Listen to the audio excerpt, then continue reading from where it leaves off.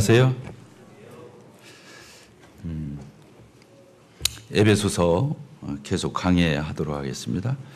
에베소서 5장 25절부터 30절까지 제가 읽도록 하겠습니다. 에베소서 5장 25절부터 30절까지. 그런즉 거짓을 버리고 각각 그 이웃과 더불어 참된 것을 말하라. 이는 우리가 서로 지체가 됨이라. 분을 내어도 죄를 짓지 말며 해가 지도록 분을 품지 말고 마귀에게 틈을 주지 말라. 도둑질하는 자는 다시 도둑질하지 말고 도리어 가난한 자에게 구제할 수 있도록 자기 손으로 수고하여 선한 일을 하라. 무릇 더러운 말은 너 입 밖에도 내지 말고 오직 덕을 세우는 데 소용되는 대로 선한 말을 하여 듣는 자들에게 은혜를 끼치게 하라. 하나님의 성령을 근심하게 하지 말라. 그 안에서 너희가 구원의 날까지 인치심을 받았느니라. 그 에베소서 4장 17절부터 그 4장 23절까지 4절까지 보게 되면요, 구원받은 사람은 이제 새 사람이라는 거예요. 새 사람이라는 거예요. 그래서 옛사람은 죽었고 우리가 새 사람이 되었다고 하는 거예요. 새로운 피조물이 되었죠. 누구든지 그리스도 안에 있으면 새로운 피조물이라 이렇게 돼요. 이전 것은 지나갔으니 새롭게 되었다, 새 것이 되었다 이렇게 표현하고 있는데 이 본문이 그렇게 말씀을 하고 있습니다. 그래서 이제 우리가 새 사람이 되었는데 또 새 사람을 입으라고 그러고, 옛사람은 죽었는데 또 죽이라고 그러고 이렇게 돼 있어요. 본문이 우리 너무 잘 알고 있죠. 여기 보게 되니까 24절을 보게 되면 하나님을 따라 의와 진리와 거룩함으로 지으심을 받은 새 사람을 입으라 이렇게 되어 있습니다. 옛사람을 벗어버리고, 그렇게 돼 22절은 그렇게 되어 있잖아요. 너희는 유혹의 욕심을 따라 썩어져가는 구습을 따르는 옛사람을 벗어버리고 새 사람을 입으라 이렇게 되어 있어요. 옛사람을 벗어버리라 이 말은 아직도 내가 옛사람이 있으니까 그 벗으라는 말이 아니고 이미 죽었는데 그 찌꺼기 죽이라는 거예요. 찌꺼기 털어내라는 거예요. 근본적으로는 죽었어요. 우리 옛사람이 아담 안에서 주인이었던데 옛사람은 이미 죽었어요. 죽었는데 아직도 살아있는 것처럼 나한테 역사하는 거, 그거 죽이라고 하는 거예요. 이제 새 사람이 되었어요. 새 사람이 되었어요. 그런데 또 새 사람을 입으라고 말이 마치 안 입은 것처럼, 그 뜻이 아니고 새 사람 되었으니까 새 사람답게 살아라. 성경은 언제고 그런 논법을 쓰고 있어요.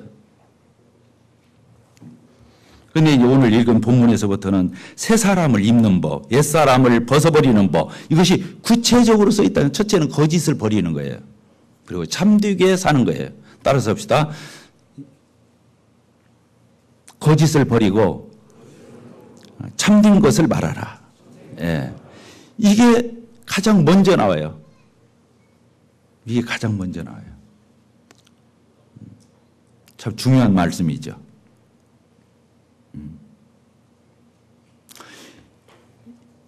이 인류 역사 가운데 있어서나 하나님의 구원 역사 가운데에서 이 거짓말 때문에 모든 문제가 생긴 거거든요. 이 거짓말 때문에 모든 문제가 생겼어요. 창세기 우리가 잘 알고 있는 것처럼 창세기로 들어가서 덜쳐보더라도 그렇습니다. 이 세상 가운데 죄가 어떻게 해서 들어왔죠? 죄가 어떻게 해서 들어왔어요? 하나님은 선악과를 따먹지 말라. 따먹으면 어떻게 된다고 그랬습니까? 정령 죽을 거다. 네가 다른 것들은 다 네 마음대로 해, 네 임의대로 해, 너 좋은 대로 해. 그러나 내가 너한테 명한 선악과는 따먹지 마라 이렇게 말해서, 따먹으면 너는 죽을 거야 이렇게 말씀하셨어요. 그래서 이 인간이 만물의 영장으로서 모든 것을 경영하고 지배하고 통치하고 다스리고 인간이 주장할 수 있지만 하나님 앞에서는 책임을 져야 되는 하나님의 말씀에, 그 명령에 복종해야 되고 그 하나님 말씀을 따라야 된다고 하는 이런 인격적이면서 책임적 존재인 만물의 영장의 위치에 있다고 하는 것을 그 말씀을 통해서 알려줬거든요. 근데 마귀가 뱀을 통해서 나타나가지고 뭐라고 말했어요? 하나님의 말씀이 거짓말이라고 말하는 거예요. 하나님 따먹지 말라고 하더냐? 이렇게 하와에게 물어봤어요. 하와가 뭐라고 그랬어요? 먹지도 말고 만지지도 말고 뭐 이렇게 말을 덧붙이고 빼고 그렇게 했잖아요. 그러면서 마귀가 뭐라고 바로 이어서 너희 따먹어도 결코 죽지 아니하리라 이렇게 안 죽는다고 말을 했어요. 하나님은 참말을 하셨어요. 따라서 하십시다. 하나님은 참말을 하신다. 마귀는 거짓말을 한다. 그거예요. 다른 거 없어요. 인류 역사 가운데 죄가 들어온 것은 이 거짓 때문에 들어온 거예요. 이 마귀를 가리켜서 뭐라고 말했어요? 예수님께서는 거짓의 아비다 그랬어요. 따라서 합시다. 거짓의 아비. 거짓을 시작한 자, 거짓의 창시자, 거짓을 만들어내는 자, 조장하는 자, 이런 의미로 마귀라고 그런 거예요.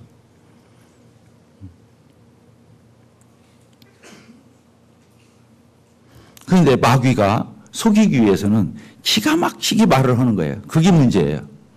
하나님의 진리의 말씀을 바꾸기 위해서 기가 막히게 그 말을 변조시키고 사람으로 하여금 헷갈리게 한다는 데 문제가 있어요. 나중에 뭐라고 말합니까? 왜 하나님이 천하과를 만든 줄 알아? 너희들이 그거 따먹으면 하나님처럼 될까 봐서. 하나님하고 대등해지고 하나님하고 맞먹고 하나님을 맞상대할 수 있는 너희들이 그렇게 될까 봐서 하나님이 그거 못 따먹게 한 거야. 따먹어도 안 죽는데 하나님이 너희들에게 그렇게 공갈을 협박한 거야. 이렇게 사람을 꼬였어요. 그래놓고 보니까 먹음직하고 보암직하고 탐스럽게 보인 거예요. 그러니까 따먹었죠. 따먹고 남편에게 중에 남편도 먹었어요. 마귀가 그렇게 역사해요. 마귀가 그렇게 역사해요. 이 마귀가 사람을 거짓으로 패가망신시키고 범죄케 하고 타락하게 해서 정말로 고통스럽게 불행하게 만드는 이 모든 것들은 거짓에서부터 온다고 하는 거예요. 그래서 하나님께서는 우리에게 참말인 이 성경을 주신 거예요. 참된 말, 진리의 말씀, 참된 말씀, 이 성경을 주신 거예요. 신앙생활도 그렇습니다. 신앙생활은요, 참과 거짓의 싸움이에요. 제가 주님을 이렇게 섬겨왔잖아요. 신앙을 정의하라면 참과 거짓의 싸움이에요. 그리고 그 문제예요, 결국에는. 하나님의 말씀을 정말로 진리로 믿고 참말로 믿고 이 하나님 말씀에 순종하면 모든 게 보장돼요. 구원도 받고 풍성한 삶도 누리고 모든 것들이 하나님의 은혜 가운데 거기에 되어 있어요. 하나님 말씀대로 순종하면. 근데 이 말씀을 인정하지 않는 거죠. 그래서 이 성경이 하나님의 말씀이라는 사실을 공격하고 그걸 믿지 못하고 인간이 쓴 거야. 이게 사람이 만드는 문서에 불과해. 이렇게 하면 끝장나는 거예요. 왜? 하나님의 말씀을 이미 부인했잖아요. 거부했잖아요. 그래서 안 되는 거예요. 가장 무서운 죄는 성경을 부인하는 데서부터 오는 거예요.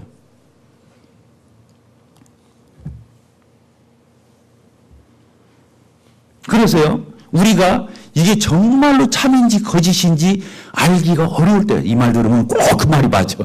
근데 또 저 말 들으면 왜 그 말도 왜 이렇게 맞지? 근데 두 말은 틀려. 여러분 그럴 때 있어요, 없어요? 있어요, 없어요?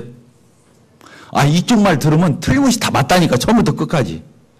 근데 저쪽 말을 들으면 그 말도 또 어디 차버릴 수가 없어. 다 맞아. 정말 헷갈려. 근데 두 내용은 상치가 돼요. 그럼 도대체 뭐가 맞는 거예요? 하나님 말씀이 맞았어요? 마귀 말이 맞았어요? 하나님 말씀. 자, 선악과를 따먹으면 죽는다고 그랬어요. 오늘 안 죽는 인간이 있어요, 없어요? 아담과 하와에게서 죄를 이어받은 모든 인간은 한 명도 예의 없이 모든 사람이 다 사망을 당하게 되어 있어요. 하나님 심판받게 되어 있죠? 자, 하나님 말씀이 맞잖아요. 결과가 그 열매가 말을 해주는 거예요. 죄의 싹은 사망이에요. 죄의 최종적인 결과는 열매는 사망이라는 거예요. 하나님의 은사는 그리스도 예수 안에는 영생이라고 했어요. 예수 그리스도 안에서 열매는 영생이에요. 그런데 죄 가운데에서 마지막 궁극적인 것은 멸망이고 사망이에요. 하나님 말씀이 맞잖아요. 여러분들 성경을 볼 적에 그렇게 봐야 돼요. 하나님 말씀을 정말로 기준으로 생각하고 이 말씀을 아멘하고 그대로 받아들여야 거기다 이유를 붙이면 안 돼요. 단서를 붙이면 안 돼요. 이런저런 이론 갖다가 만들어가지고 그렇게 말하면요 그럴듯하게 들려요. 나중에 하나님 앞에 가면 다 드러나죠. 백일하에 다 드러나겠죠. 그러나 주님이 말씀하셨어요. 그러면 어떻게 우리가 그 참과 거짓을 구분할 수 있을 것이냐. 마태복음 우리가 7장을 이렇게 보도록 하겠습니다. 마태복음 7장.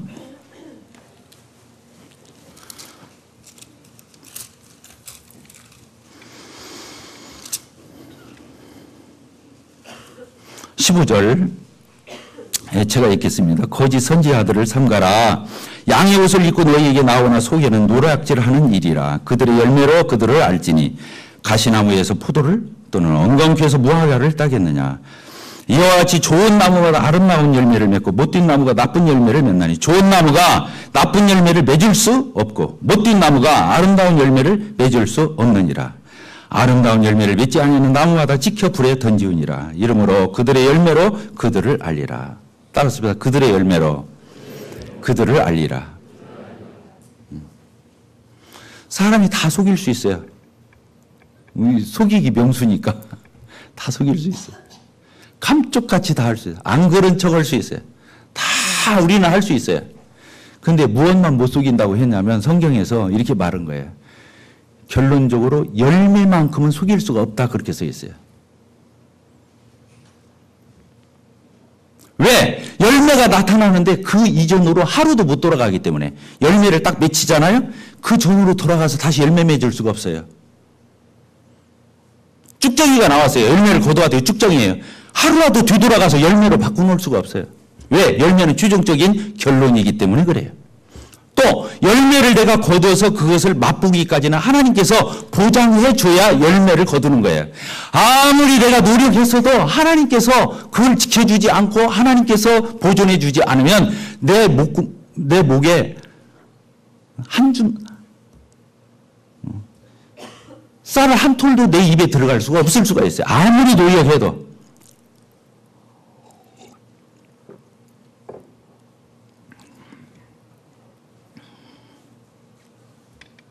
우리 갈라디아서를 이렇게 보도록 하겠습니다. 갈라디아서 6장 7절 같이 읽겠습니다. 6장 7절 8절 같이 읽겠습니다. 시작. 스스로 속이지 말라. 하나님은 업신여김을 받지 아니하시나니 사람이 무엇으로 심든지 그대로 거두리라. 자기의 육체를 위하여 심는 자는 육체로부터 썩어진 것을 거두고 성령을 위하여 심는 자는 성령으로부터 영생을 거두리라. 이렇게 되어 있어요. 여기 보니까 성경에서는 뭐라고 말씀하고 있냐면 그렇게 써 있잖아요. 사람이 무엇으로 심든지 그대로 거두리라. 이렇게 되어 있어요.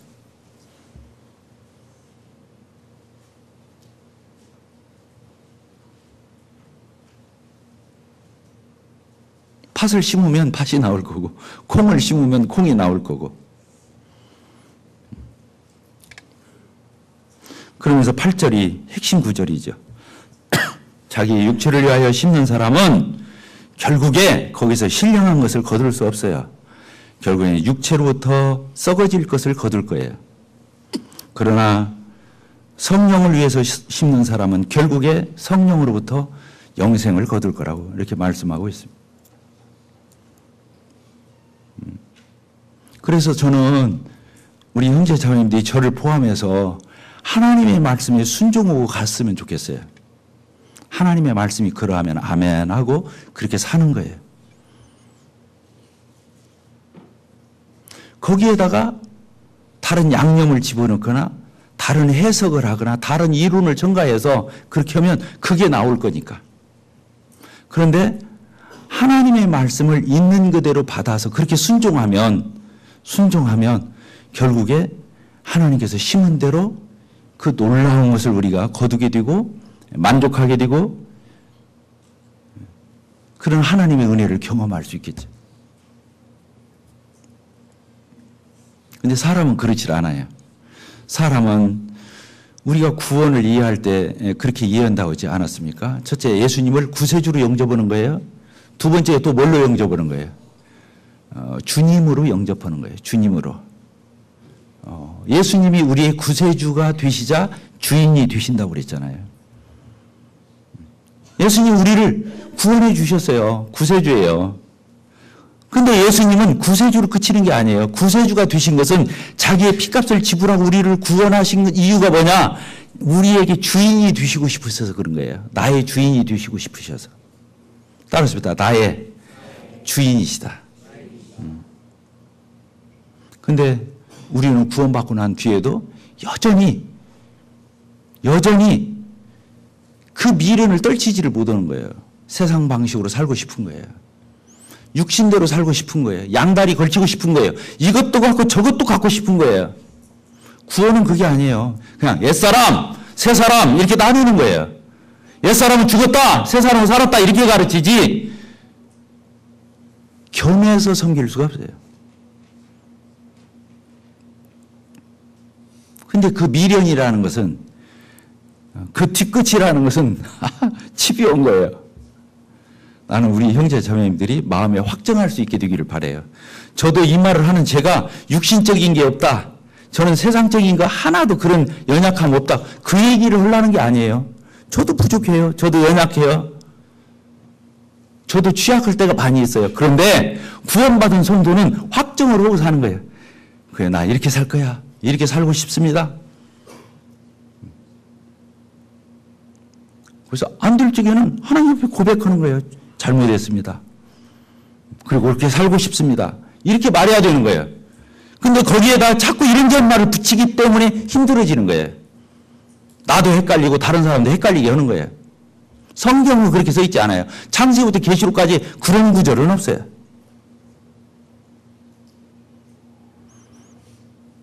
나는 지금부터라도 우리 형제 자매님들이 안 늦어요. 지금 오늘부터 그렇게 살면 되는 거예요.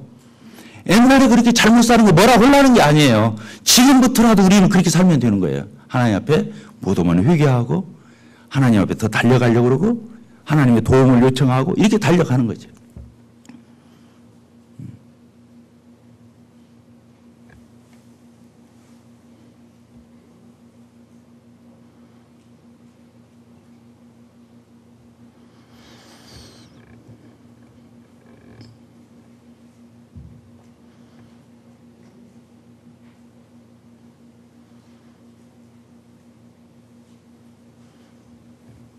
구절로 이렇게 보도록 하겠습니다. 갈라디아 6장 9절, 우리가 선을 행하되 낙심하지 말지니 포기하지 아니하면 때가 이름에 거두리라, 이렇게 되어 있습니다. 때가 이름에 거둘 거다.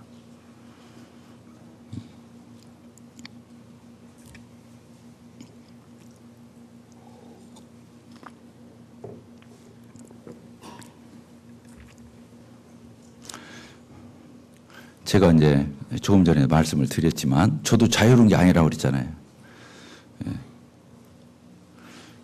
우리 이제 큰아이나 둘째는 주님의 은혜 가운데 그래도 참 주님과의 그런 씨름 속에서 잘 커준 것이 감사해요. 그렇게 결혼하고 그리고 그렇게 주님을 섬기고 교회에서 동역해주고 또 자기들이 자기 믿음 가지고 하나님 앞에서 그렇게 선한 경주하는 게 너무너무 감사해요. 정말 그리고 신경을 썼었죠. 근데 이 막내딸은 잘 안 되더라고요.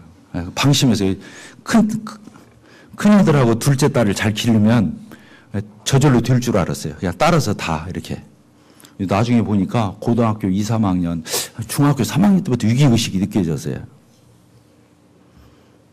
그래서 맨날 기도 제목 1호가 우리 막내딸이에요. 지금도. 우리 모친님 살아계실 때는 모친님이 이제 1, 2등을 다퉜는데 지금도 기도해요. 1호가 그거예요. 하나님, 우리 막내딸이 철없어서 저러는데 하나님께서 성숙하게 해 주십시오. 그 주님을 발견하여 알아갈 수 있게 해 주십시오. 하나님의 영광을 살 수 있는 아이가 되게 해 주십시오. 세상 풍조에 따르는 아이가 되지 않게 해 주십시오. 저만 그렇게 하는 게 아니라 우리 집 식구들이 다 달라붙어가지고 지금 몇 년째 그러고 있어요. 근데 이번에 큐티에서 싹이 나기 시작했어요. 내가 이런 예를 들어서 미안해요. 그러나 그런 게 아니에요.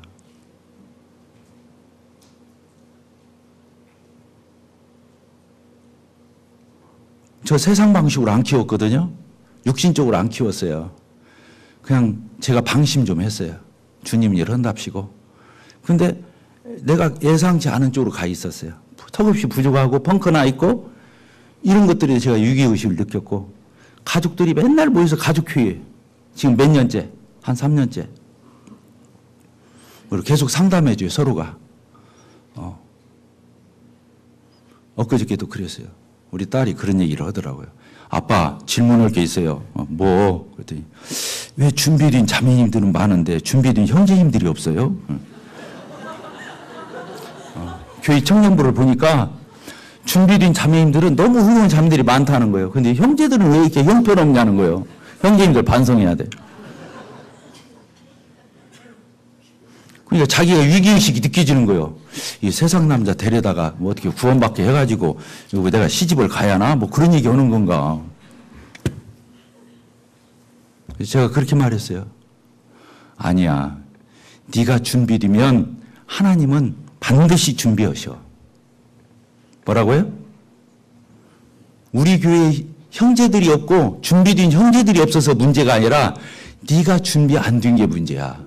하나님은 네가 준비되잖아? 하나님은 언제고 스탠바이 하고 있고 하나님은 하나님의 방법이 있어. 하나님 살아계셔. 저 써있죠? 하나님 살아계셔. 니네 언니 봐봐.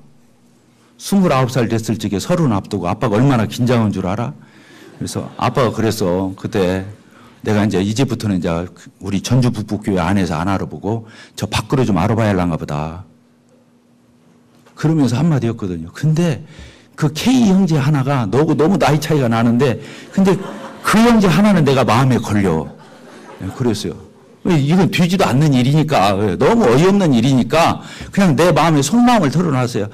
그 형제는 부모가 교회에 한 번도 안 나와도 주일에 그때부터 지금까지 한 번도 모임 안 빠지고 그렇게 성실하게 그렇게 멀고 자전거 타고 왔다 갔다 걸어가고 성도들이 맨날 태워다 주고 그랬는데 그렇게 믿음을 지킨 그 형제를 생각하면 정말 내 마음에 그 형제는 아까운데 너하고는 이게 게임이 안 되니 나이 차이가 너무 많이 나니 이거 어떻게 하겠냐. 근데 여차여차해서 됐어요, 안 됐어요?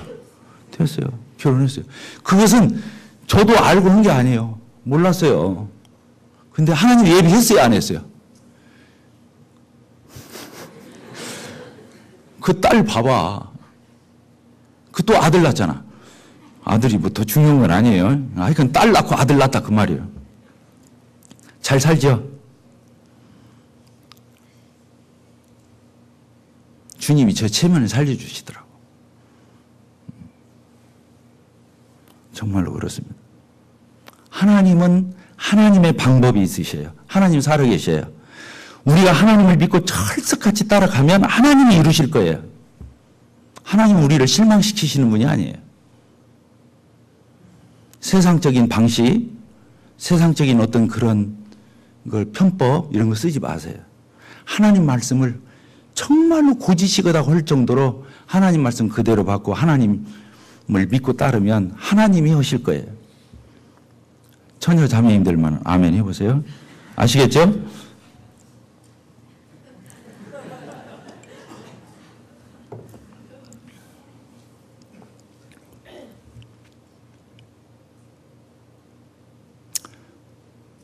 자녀가 있잖아요. 자녀가 잘못되면 내 인생 헛산 거잖아요. 자식이 나보다 잘 돼야 돼요? 못 돼야 돼요? 아니 솔직히 얘기해 보세요. 자식이 나보다 잘 되면 좋아요? 못 돼야 좋아요? 라이벌이에요 자식이? 무조건 잘 돼야 돼요. 근데 자식이 나보다 못 됐다고 생각해 보세요. 그거까지 가슴 아픈 일이 어디가 있어요? 자식을 무엇로 심어야겠어요? 다른 건 타협해도요, 요령 피워도 자식 가지고는 요령 피우면 안 돼요. 심은 대로 거둘 거니까. 그리고 못 뒤돌리니까. 근데 돌릴 수 있어요. 그걸 정당화하면 안 돼요. 하나님 앞에 엎드리면 돼요. 하나님, 제가 지금까지 제 방식대로 키웠습니다. 제가 엉뚱한 기대를 했습니다. 하나님, 제가 자식을 육신적으로 세상적으로 사사롭게 키웠습니다. 하나님 도와주십시오. 그리고 정직하게 하나님 앞에 돌아가면 하나님이 풀어주셔요. 그리고 하나님은 언제라도 하실 수 있어요. 그런데 그런 걸 정당하고 합리화하고 이 핑계 저 핑계 대고 이 말 저 말 해서 이렇게 저렇게 하면 하나님 그거 안 풀어주셔요. 그건 자식 문제뿐만이 아니에요. 세상 범사가 다 마찬가지예요.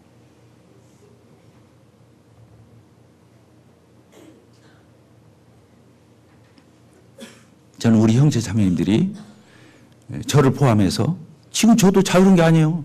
우리 식구들이 그저께도 모여갖고 우리 막내딸 붙들고 얘기해서 너 시집 빨리 보내줄 테니까 엉뚱한 생각하지 마라. 절대로 딴 생각하지 마라. 참고 기다려라. 이렇게 목을 매달아요. 그래도 장담을 못해요. 하나님 앞에 벌벌 떨고 있어요. 제가 자유로워서 이 말 하는 게 아니에요.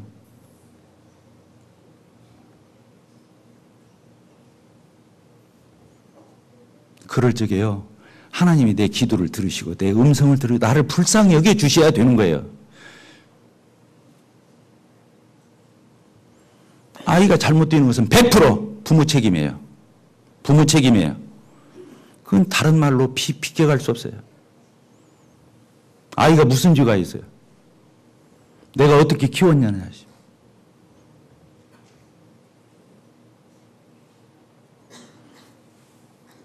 저는 오늘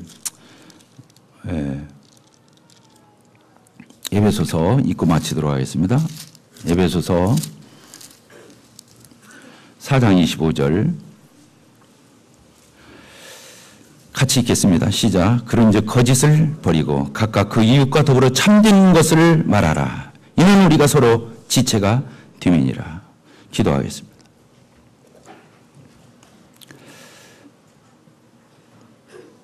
하나님 아버지, 오늘도 하나님의 말씀을 통해서 저희들을 교훈하시고 훈계하시고 충고하시고 저희들이 피가 되고 살이 되는 참으로 하나님 진실하셔서 저희들이 겉으로 잘되고 속으로 멍드는 그런 자들이 아니라 범사에 하나님을 기쁘시게 하고 참된 열매로 나타나기를 바라시는 하나님을 저희들이 뵙게 되옵나이다.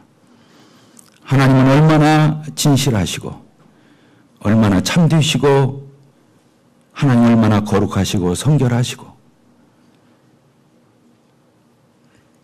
하나님은 얼마나 공의로운 분이신지 이 시간 기억하게 되옵나이다. 아버지 하나님, 그러하신 하나님을 저희들이 닮고 쫓기를 원합니다. 저희들이 더 저희들의 삶으로부터 거짓 것을 버리고 참된 것을 추구하고 참된 것을 말하고 참되게 교제하는 주님의 몸된 온골 송천교회 공동체가 될 수 있도록 주님이 축복해 주시기를 기도합니다. 모든 것을 아버님 앞에 의탁을 드리오며 예수 그리스도 이름으로 기도하옵나이다. 아멘.